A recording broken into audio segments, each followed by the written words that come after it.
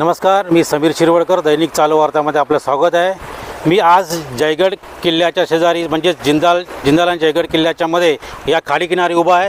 ही जयगडची खाडी आहे आणि समोर जे आपल्याला दिसतं आहे की जिंदाल कंपनी आपल्या थाटामध्ये व्यवसाय सुरू आहे। त्याचबरोबर पलीकडे या ठिकाणी जयगड किल्ल्याचं इथे वास्तव्य आहे। कित्येक वर्षाचा जुना केंद्रशासित किल्ला आहे आणि मी आज या ठिकाणी उभा आहे। खाडी जयगडच्या खाडीच्या असलेला अनैसर्गिक केलेला इल्लीगल केलेला हा भराव, मातीचा भराव त्या ठिकाणी मी उभा आहे। हा भराव हा संपूर्णपणे अनधिकृत आहे असे जयगड ग्रामपंचायत सदस्य सन्मान्य खाडे मॅडम यांनी MMB बोर्डाला, त्याचप्रमाणे तलाठी, त्याचप्रमाणे सर्व विभागीय अधिकारी असतील त्यांना एक पत्र दिलं आहे की हा जो भराव केलेला आहे हा अनैसर्गिक जो भराव आहे, हा भराव केल्यामुळे आजूबाजूच्या सर्व जमिनी सगळ्या लयास गेलेल्या आहेत आणि ह्या ठिकाणी ह्या भराव केल्यामुळे आजूबाजूचा सर्व जो परिसर आहे 3 तालुक्यामध्ये 150 गावं ही पाण्यामध्ये वाहून जातील अशी भीती व्यक्त ह्या पत्रातून केलेली आहे। आपण ह्या पत्र जे दिलेले आहेत त्या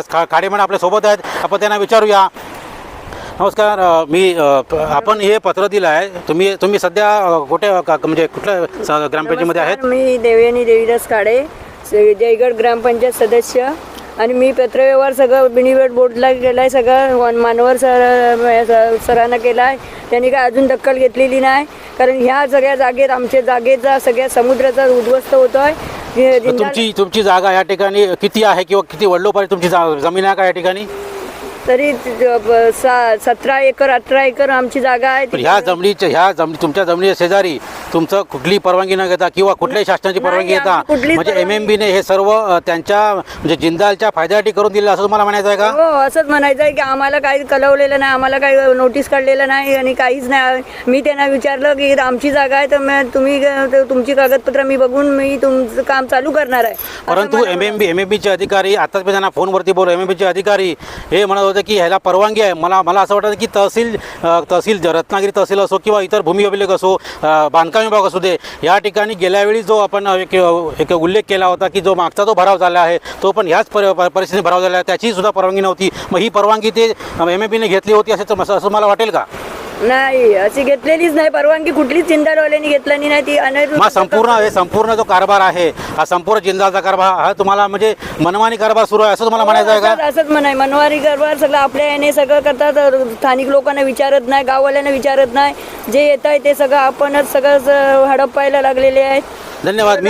मी यापुढे तुम्हाला दाखवतो की हा जो भराव त्याने केलेला आहे हा भराव संपूर्ण पद्धतीने या समुद्राला डुबून समुद्राला अनैसर्गिकरित्या जो भराव केलेला आहे हा भराव भविष्यामध्ये लोकांच्या जीवितहानी हे ठरणार आहे, लोकांची घरं उद्ध्वस्त होणार आहेत।